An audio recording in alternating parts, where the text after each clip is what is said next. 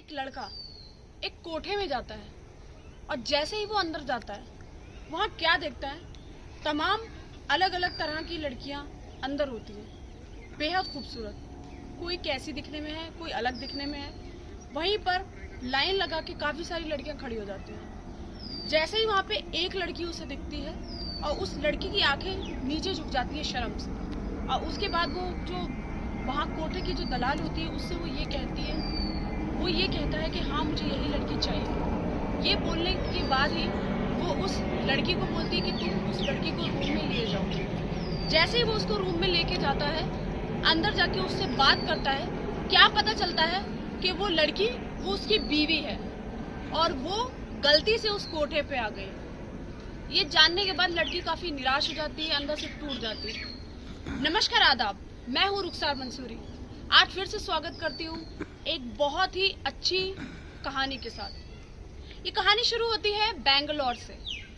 बेंगलोर में एक शख्स रहा करता था जिसका नाम था साहिल, जिसकी उम्र लगभग 25 से 26 साल थी। उसकी बिल्कुल ही नई नई शादी हुई है और उसकी बीवी का नाम शोभा था। शोभा और साहिल बड़े ही अच्छे से अपनी जिंदगी काट रहे होते हैं। जिंदगी काटते काटते फिर जो साहिल है वो एक एमएनसी कंपनी में जॉब करता होता है। एमएनसी कंपनी में जॉब से उसके पास एक कॉल आता है कि उसके जो शिफ्टिंग है वो कुछ दिनों के लिए मुंबई के ब्रांच में हो रही है। ये जानने के बाद वो अपनी बीवी को बताता है कि मेरी जो शिफ्टिंग है वो मुंबई के ब्रांच में हो रही है। मुंबई के ब्रांच में जैसे ही वो उसको बताता है, वो कहती है कि ठीक है, आप चले जाइए, मैं आपका इंतज़ार करूँगी, आप मुंबई जाके अपना काम करके आ जाइए। जैसे ही वो मुंबई चला जाता है, मुंबई में उसका काम कर रहा होता है अपना, वहीं पे उसकी वाइफ शोभा का उसके पास फ़ोन आता है। फिर वो कहती है कि आपको मैं बहुत याद कर रही हूँ और एक और मेरे दिल में बहुत तमन्ना थी। तो वो उससे कहता है क्या तमन्ना थी? वो ये कहती है कि मेरी हमेशा से तमन्ना थी कि मैं मुंबई देखूँ। मुंबई कैसा है मैंने सुना है तो है, फिल्मों में भी देखा है कि मुंबई एक बहुत ही खूबसूरत जगह है। मैं लेकिन उसको वास्तव में हकीकत में देखना चाहती हूँ कि मुंबई कैसा है। वो जैसे ही अपने पति से ये कहता है तो उसका पति तुरंत उसका टिकट बुक कर देता है और कहता है कि ठीक है, तुम ट्रेन पकड़ के आ जाना, मैं तुम्हारा टिकट कर देता हूँ, तुम्हें मुंबई घुमाऊंगा। फिर जब उस लड़की को ये पता चलता है कि वो मुंबई जाने वाली है, वो इतनी ज़्यादा एक्साइटेड हो जाती है और बहुत खुश हो जाती है अंदर से। वो ये सोच लेती है कि अब मैं ऐसी इस तरीके से मुंबई में जाके फ़ोटो खिंचवाऊंगी, प्लान कर लेती है सब चीज़ें। जैसे ही वो सब चीज़ें प्लान करती है, उसके बाद उसका टिकट हो जाता है। फिर क्या था, फिर वो बेंगलोर के जो रेलवे स्टेशन है वहाँ पहुँच जाती है, ट्रेन पकड़ लेती है। ट्रेन के अंदर जाती है तो वहाँ पर अपनी सीट पे जाके बैठ जाती है और सबसे पहले फ़ोन करती है अपनी मम्मी को, अपने डैडी को, ये बताने के लिए कि मैं सही सलामत ट्रेन में बैठ गई हूँ, मुझे सीट मिल गई है और बस कुछ ही घंटों का सफ़र है, 16 से 17 किलोमीटर का, और मैं इतने ही देर में 16 से 17 घंटे का सफ़र है और 16 से 17 घंटे में मैं पहुँच जाऊँगी मुंबई। ये जैसे ही वो देखती है कि अपने माँ बाप को जैसे ही वो ये बात बताती है कि मैं 16 से 17 घंटे में मुंबई पहुंच जाऊंगी, तो फिर वो कहते हैं ठीक है, तुम अपना सफ़र अच्छे से एंजॉय करना और ज़्यादा किसी से बात करने की ज़रूरत नहीं है। दूसरा कॉल जाता है उसके पति को ये बताने के लिए कि मैं आ गई हूँ ट्रेन में और बस अब निकल रही है ट्रेन, चलने वाली है। उसका पति कहता है ठीक है, देखो किसी से ज़्यादा बात मत करना और अपना ख्याल रखना, और कोई भी तुम्हें ट्रेन के अंदर कोई सामान ऑफर करे खाने के लिए वो बिल्कुल भी मत खाना। ये जैसे ही वो सुनती है तो वो कहती है कि ठीक है। उसके बाद क्या देखती है वो कि उसके सामने वाली सीट पे दो अजनबी बैठे होते हैं जो बिल्कुल ही एक दूसरे को नहीं जानते। वहां बैठ के सुनसान बिल्कुल ही चुपचाप ऐसे ही बैठे होते हैं और बिल्कुल भी आपस में बात नहीं कर रहे होते हैं। ये सब देखने के बाद शोभा भी वहां आराम से बैठ जाती है क्योंकि उसकी बिल्कुल सामने की सीट होती है। देखते देखते कुछ सफ़र आगे निकलता है, धीरे धीरे और आगे बढ़ते हैं।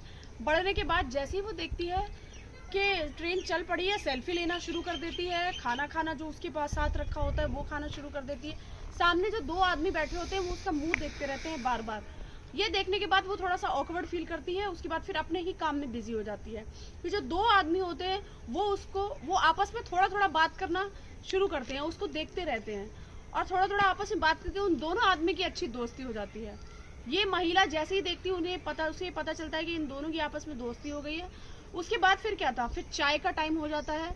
चाय के लिए एक स्टेशन पे रुकती है ट्रेन और उसके बाद फिर उसके आगे वाले मतलब जिस स्टेशन से वो चढ़ी होती है उसके आगे वाले स्टेशन पे वो रुकती है, वहाँ पर से वो चाय लेते हैं, वही चाय वो शोभा को ऑफर करते हैं, कहते हैं कि लो चाय पी लो। लेकिन नहीं, जैसा कि उसके पति ने बोला था, वो चाय के लिए मना कर देती है, चाय लेने से साफ इनकार कर देती है, चुपचाप अपने आप बिजी रहती है। ट्रेन चल पड़ती है और अपना सफ़र बीत जाता है। थोड़ा सा ही सफ़र निकलता है कि वो फिर अपने पति को फ़ोन करती है, कहती है मैं यहाँ तक आ गई हूँ, अब कुछ ही घंटे रह गए हैं, कुछ ही घंटों में मैं आपके पास होंगी और आप मुझे मुंबई के जो रेलवे स्टेशन है वहाँ पे लेने आ जाना।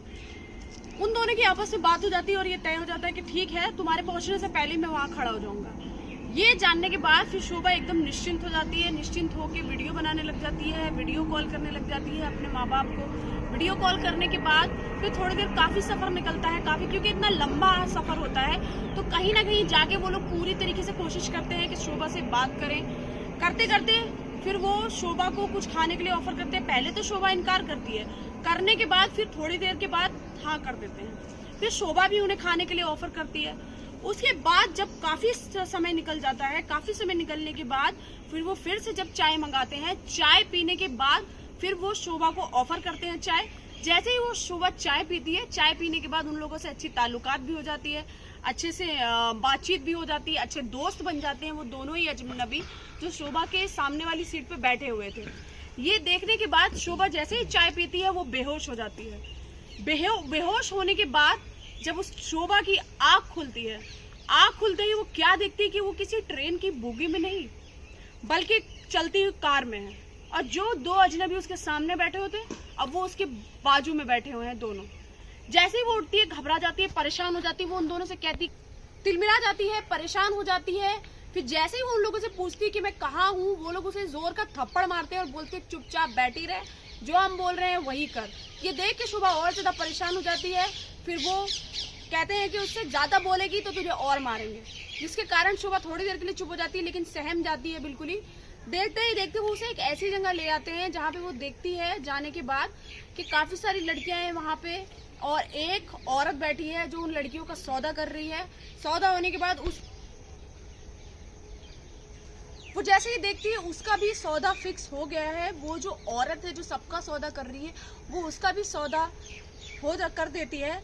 जैसे ही वो देखती है कि सौदा हो गया तब जाके उसे पता चलता है कि वो एक कोठे में है जहाँ पर उसको बेच दिया गया है एक आदमी के लिए। वो बेहद परेशान, बेहद निराश और बहुत ज़्यादा परेशान हो जाती है। वो हर तरीके से कोशिश करती है कि मैं यहाँ से कैसे निकलूँ, पर उसके बस में कुछ नहीं होता।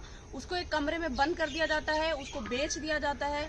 उसके साथ जो आदमी आता है वो उसके साथ ज़बरदस्ती करता है, उसको मारता है। लेकिन शोभा बहुत ज़्यादा निराश हो जाती है, वो टूट जाती है अंदर से बिल्कुल ही कि वो एक ऐसी जगह फंस गई, उसके समझ में नहीं आता कि वो क्या करे। लेकिन वो उनकी शर्तों पे नहीं मानती, वो नहीं कहती कि मैं कभी भी ये गलत काम करूँगी। देखते ही देखते वो लोग उसे बहुत ज़्यादा टॉर्चर करते हैं, बहुत ज़्यादा टॉर्चर करते हैं। करते करते ही 2 दिन 3 दिन निकल जाते हैं। इधर उसका पति वहाँ मुंबई में उसका वेट कर रहा होता है। वो मुंबई के रेलवे स्टेशन जाके देखता है लेकिन उसकी बीवी उसे नहीं मिलती। वो अपने घर जाके फ़ोन करता है, माँ बाप से पूछता है, वो लोग कहते हैं यहाँ से चली तो थी पर क्यों नहीं पहुँची अभी तक। वो उसका पति इस कदर परेशान हो जाता है, इस कदर परेशान अपनी बीवी को हर जगह ढूंढता है, बिल्कुल भी उसको चैन नहीं पड़ता। फिर क्या होता है, फिर एक दिन इस तरह एक हफ्ता निकल जाता है और फिर जो कोठे की जो मालकिन होती है वो उससे कहती है कि देख, लड़कियों को भी बोलती है कि इसको समझा दो कि अब इसको यहीं रहना है। वो लड़कियां उसको ये समझाती हैं कि तुम्हें अब यहीं रहना है, तुम्हारी ज़िंदगी यहीं कटनी है और कुछ नहीं हो सकता बस। तो उसके बाद फिर क्या होता है, फिर वो लड़की जैसे तैसे दम तोड़ती है, अंदर से टूट जाती है और ये डिसाइड कर लेती है कि अब मुझे इस कोठे में ही रहना है। जैसे तैसे वो लेती है, ये डिसीजन लेती है। एक दिन क्या होता है कि एक उसके कोठे में एक आदमी आ जाता है जो उसके रूम में जाता है। उस आदमी से वो बहुत ज़्यादा विनती करती है कि प्लीज़ मैं यहाँ फंस गई हूँ, मुझे मेरे वापस पति के पास जाना है। जब वो ये सुनता है, हालांकि कोठे में आने वाला कोई भी आदमी शरीफ तो होता नहीं है, जब वो आता है लेकिन वो एक अच्छा इंसान होता है, वो उसकी बात को सुनता है और ये कहता है कि ठीक है, मैं अपने फ़ोन से तुम्हारे पति को कॉल कर रहा हूँ, तुम अपने पति का नंबर बताओ। वो जैसे ही एकदम देखती है कि उसको मदद मिल रही है, वो अपना नंबर बता देती है।